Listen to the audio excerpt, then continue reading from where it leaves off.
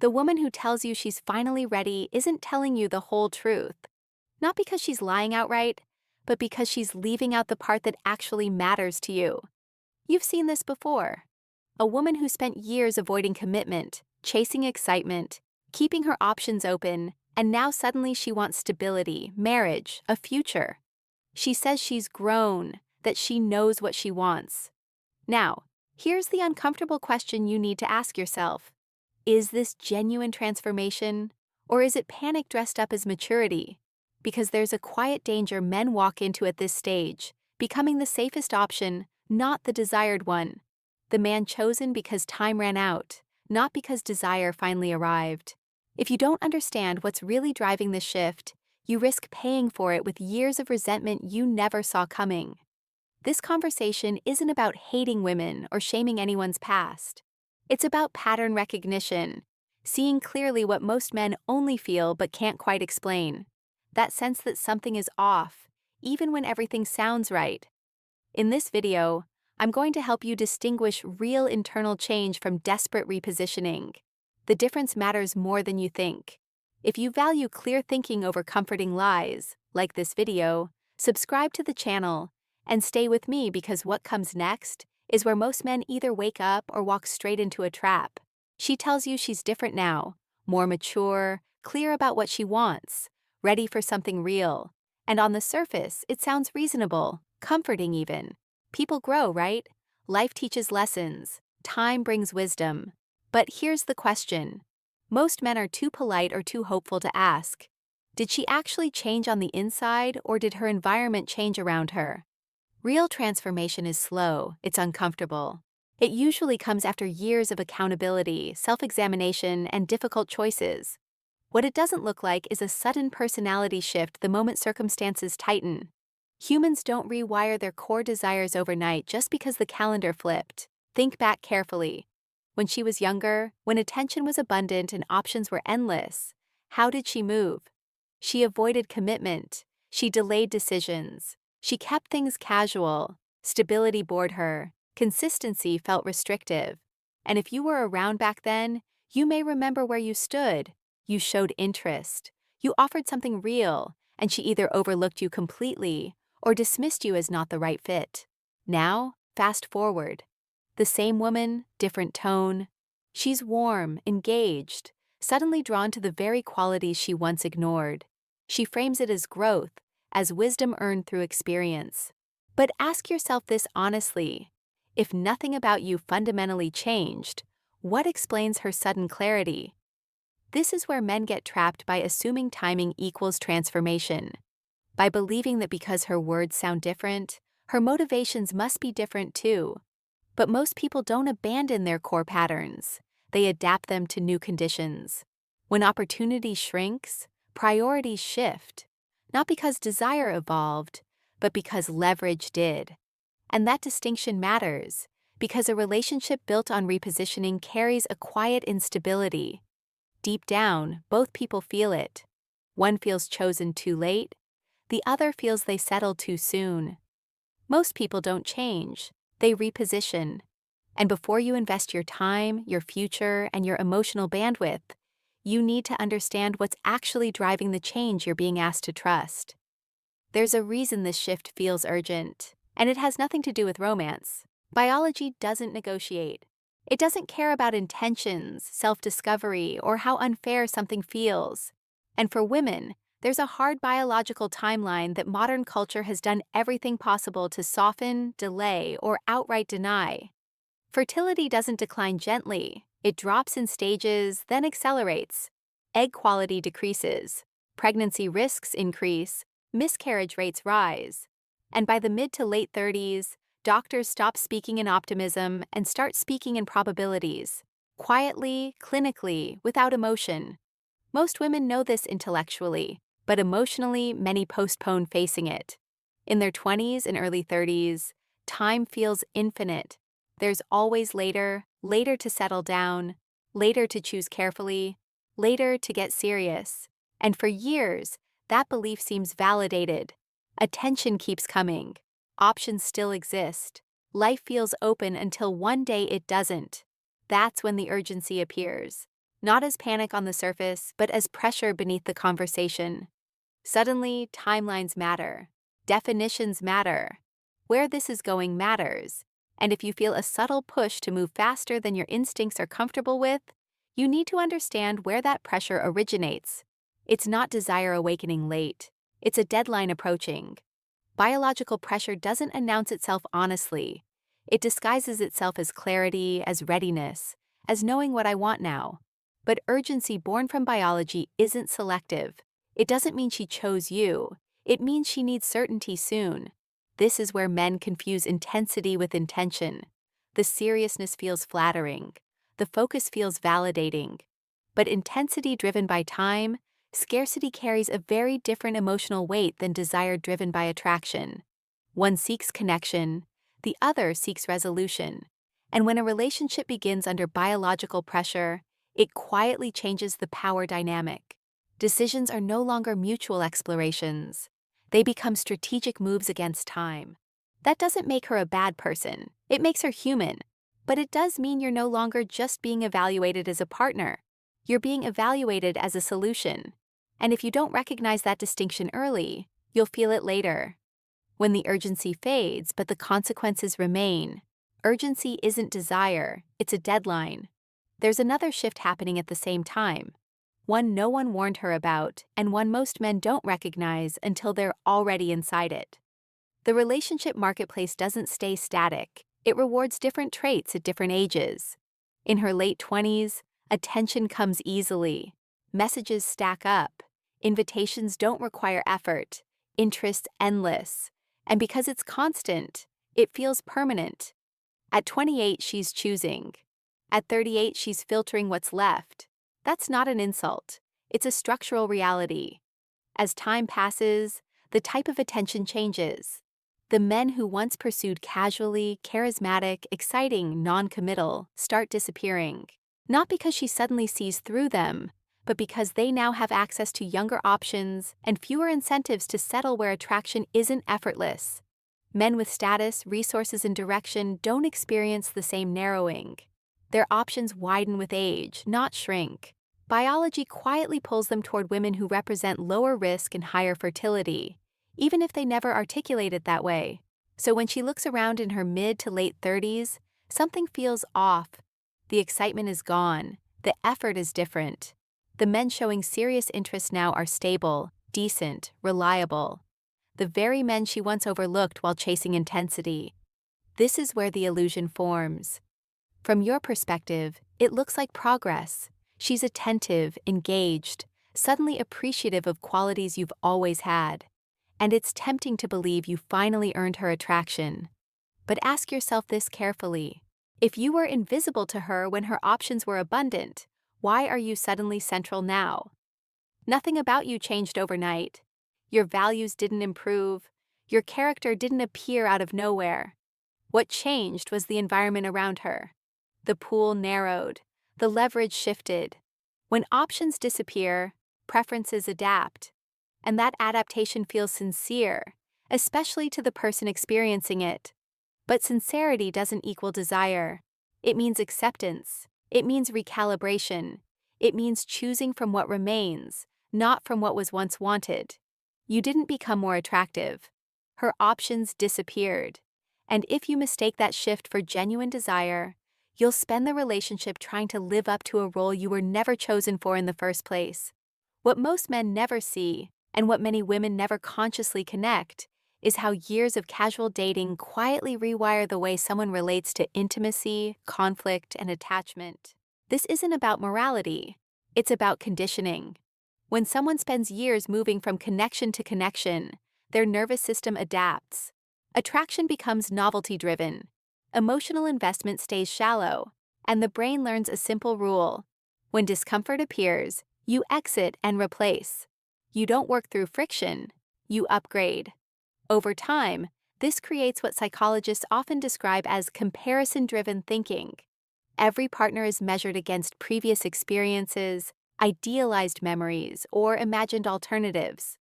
The relationship is never evaluated on its own terms. It's constantly stacked against a highlight reel that no real person can compete with. That's why bonding becomes harder, not easier, with more relational churn. Intimacy starts to feel performative rather than connective. Presence fades, restlessness increases. Even when things are good, the mind stays alert for something better. And conflict becomes intolerable. Instead of being a signal to communicate, it feels like proof the relationship is flawed. Disagreements aren't navigated, they're escaped. Emotional endurance never develops because it was never required.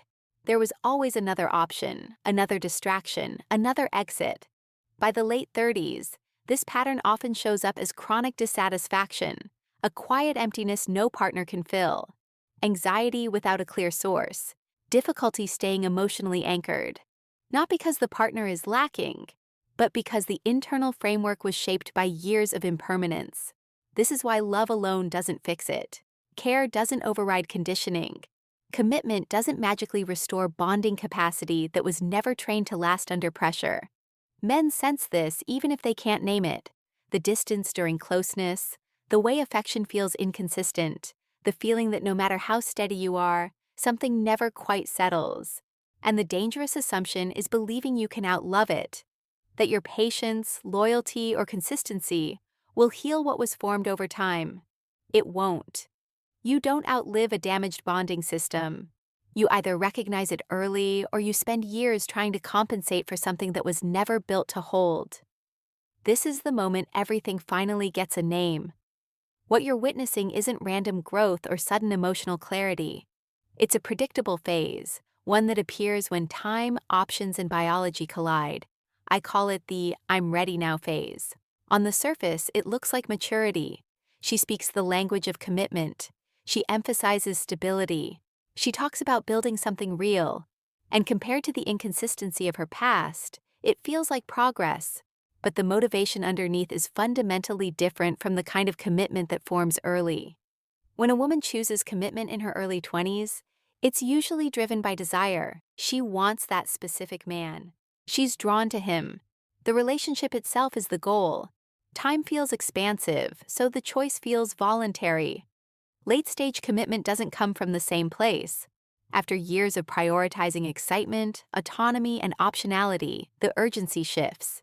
Commitment becomes functional, necessary, strategic. Not because she suddenly discovered what love means, but because the window to build the life she wants is narrowing fast. That distinction matters more than most men realize. Desire-driven commitment says, "I want you." Security-driven commitment says, "I need this." And when need replaces desire, the emotional foundation changes. The relationship is no longer about mutual pull. It's about solving a problem, creating stability, locking in certainty, preventing an outcome she fears. That's why so many men feel something unsettling beneath the surface. The focus is intense but not personal. The interest is serious but oddly nonspecific. You could almost be interchangeable as long as you meet the requirements. This is the hardest truth to accept, especially for good men who value loyalty and effort. In this phase, you're not being chosen as a prize. You're being chosen as a solution. A solution to time pressure, a solution to uncertainty, a solution to a future she can no longer afford to leave undefined. And solutions are valued differently than desires. They're appreciated, but rarely admired, relied on, but quietly resented. If you don't recognize this phase for what it is, you'll mistake necessity for affection and build a future on the wrong foundation. By the time a woman enters the "I'm ready now" phase, her behavior changes in ways that feel subtle, but they follow patterns so consistent they're hard to ignore once you know what to look for. The first pattern is sudden interest in men she previously overlooked. If you were stable, consistent, emotionally available years ago, and barely registered on her radar, but now you're exactly her type. Pause. Your core traits didn't suddenly become attractive. They became necessary. What feels like preference is often default acceptance once better options are gone. The second pattern is abnormal urgency around timelines. Everything needs definition quickly. Exclusivity within weeks, conversations about moving in, marriage, or children before you've experienced real conflict together. When you suggest slowing down, tension appears, emotional withdrawal, pressure, ultimatums. This isn't confidence in the connection. It's fear of running out of time. The third pattern is performative femininity. She suddenly embraces roles, values, or behaviors that don't align with her history. She talks about nurturing, supporting, creating a home. Yet, there's little evidence she valued or practiced these things before. It feels rehearsed, and performances are designed to secure outcomes, not express identity. Once security is locked in, performances fade. The fourth pattern is extreme defensiveness about her past. Reasonable questions are treated as attacks. Curiosity is reframed as insecurity. She avoids specifics, changes subjects, or becomes emotional when her relationship history comes up. A woman at peace with her choices doesn't need to guard them. Defensiveness signals information that might change your willingness to commit. The fifth pattern is the most painful to recognize. You're receiving a diminished version of her. Less enthusiasm, less flexibility, less warmth. Men before you received her youth, her excitement, her emotional availability with far less expectation in return. You're asked to provide more stability, more tolerance, more commitment while getting less desire. This creates a quiet imbalance that doesn't show up immediately. It appears later after marriage, after cohabitation, after investment, when effort becomes obligation, and intimacy becomes transactional. None of these patterns mean she's malicious, but together they paint a clear picture. You're not experiencing late-blooming attraction, you're witnessing strategic adaptation. Men get into trouble when they evaluate these behaviors individually instead of collectively. Each one can be explained away. Together, they tell a story that words never will. If you ignore these patterns, you won't feel the cost right now. You'll feel it years later in resentment, emotional distance, and the lingering sense that you were chosen for what you provide, not for who you are. And that's a realization no amount of commitment can undo. Resentment doesn't arrive loudly, it doesn't announce itself on the wedding day or show up during the honeymoon. It settles in quietly after the commitment is secured, after the pressure eases, after the fear of ending up alone fades. When a woman commits out of necessity rather than desire, something unresolved stays beneath the surface. She may not articulate it. She may not even be consciously aware of it. But emotionally, she knows she compromised. And that knowledge has consequences. Resentment grows when someone feels they settled, even if they were the one who chose the situation. At first, it shows up subtly. A critical tone where admiration used to be. Small comments that undermine rather than support. A tendency to focus on what's missing instead of what's present. You feel like no matter how steady you are, it's never quite enough. Then intimacy changes. Affection becomes conditional. Physical closeness feels transactional. Sex is no longer an expression of desire. It's a currency withheld or offered based on mood, leverage, or compliance. Not out of cruelty, but out of emotional disconnection. Desire was never the foundation, so it can't sustain itself under routine. And here's the part men struggle with most. You're punished for a choice she made. You represent the life she ended up with, not the one she imagined in her 20s.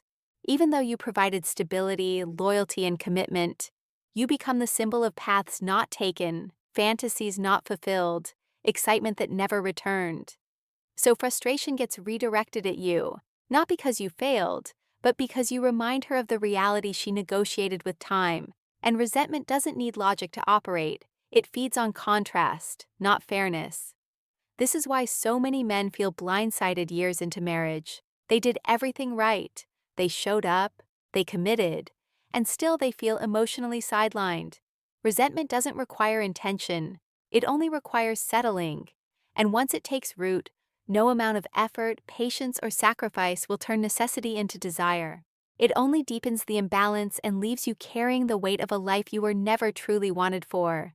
She'll punish you for the life she chose. Not every woman who wants commitment later in life is pretending. Real transformation does exist, but it's rare, and it leaves a very different trail than desperation does. The first difference is timing. Genuine internal change doesn't wait until options collapse. It appears when choice still exists. If her priorities shifted only after her leverage declined, that's not growth. It's adaptation. Change driven by awareness happens early. Change driven by pressure happens late. The second difference is accountability. A woman who has truly evolved doesn't rewrite her past to feel better about it. She owns it calmly, without excuses, without blaming men, culture, or circumstances. She understands how her choices shaped her outcomes, and she doesn't ask you to ignore that history to make her feel safe. The third difference is consistency. Real change doesn't turn on when you're watching and disappear when you're not. Values aren't seasonal. If the way she presents herself to you conflicts with how she lives privately, who she surrounds herself with, or what her patterns still support, you're seeing performance, not identity. And the fourth difference is patience. A woman who has genuinely changed isn't in a rush to lock you down. She's comfortable letting the relationship unfold naturally. She understands that trust is built, not secured through deadlines. Desperation creates pressure because time feels like the enemy. Authentic readiness allows space because nothing needs to be forced. This is why listening to words is the fastest way to get confused. Words adapt easily. Behavior doesn't. Performance can be convincing for a while, but it always collapses under time. Fatigue sets in. Friction reveals cracks, and eventually what was staged gives way to what's real. Your job isn't to interrogate or accuse. It's to observe calmly, patiently, without trying to rescue, accelerate, or prove anything. Because when transformation is real, it doesn't need to be sold. It shows up consistently, even when there's nothing to gain. And when repositioning is the motive, no amount of charm can hide the urgency underneath it forever. Performance collapses under time. Once you see these patterns clearly, there's no neutral ground left. Awareness forces choice. And after 35, those choices matter more because the cost of being wrong compounds quickly. The first path is believing the performance and hoping she's the exception. Telling yourself that love will fix what history shaped. That time, effort, and patience will transform necessity into desire. Some men choose this because they're tired, because starting over feels heavier than taking the risk. But understand what this is: a gamble with poor odds. And hope is not a strategy when the stakes are your future. The second path is raising your standards and your value. This means becoming the kind of man who has options, not just availability, physical discipline, financial stability, emotional self-control, social awareness. Men who do this don't rush commitment because they don't fear scarcity. They choose deliberately, not reactively. This path requires work and discomfort, but it restores leverage and clarity. The third path is opting out of traditional commitment altogether. Some men decide that the modern relationship landscape doesn't reward long-term investment the way it once did. They choose independence, casual connection, or cultures where expectations around commitment and sexual history are different. This path also has trade-offs. Freedom comes with solitude. Autonomy replaces certainty. None of these options are painless. Every path costs something. What costs the most is pretending you don't have to choose. Men get into trouble when they drift, when they stay because it's easier than deciding, when they commit because time passed instead of because alignment was real. That's how resentment becomes mutual. That's how years disappear into quiet dissatisfaction. Clarity demands courage, not bravado, not anger, just honesty. If you want a relationship built on genuine desire, you have to be willing to walk away from situations built on convenience. And if you're not prepared to do that, at least be honest with yourself about what you're accepting and why. Indecision feels safe in the moment, but it's still a decision, and it's often the one that costs you the most. If there's one truth I want you to walk away with, it's this: patterns matter more than promises. Words are easy, intentions are flexible, but history, behavior repeated over time, rarely lies. This isn't about blaming women or rewriting the past. It's about protecting your future. Too many men commit based on hope instead of evidence, on pressure instead of alignment, on timing instead of desire. And by the time the truth surfaces, they've already invested their years, their energy, and their emotional stability. You deserve more than being chosen because the clock got loud. You deserve more than being convenient when better options disappeared. You deserve to be wanted, not needed. That doesn't make you entitled. It makes you self-respecting. Understanding these dynamics doesn't mean you avoid relationships. It means you stop walking into them blind. It means you evaluate patterns calmly instead of reacting emotionally. And it means you're willing to step away from situations that feel off, even when walking away is uncomfortable. Because here's the reality most people won't tell you. A relationship built on necessity will eventually feel like a burden. A relationship built on desire feels mutual even when it's hard. You don't need to rush. You don't need to rescue. And you don't need to prove your worth by accepting a role you never wanted to play.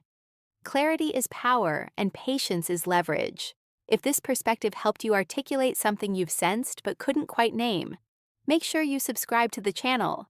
Like this video so it reaches the men who need to hear it before they commit to the wrong future. And in the comments, tell me honestly, have you encountered the "I'm ready now" phase? Did you recognize it early, or did you learn the hard way? Share this with a man you care about. Sometimes one conversation heard at the right moment changes the rest of a life.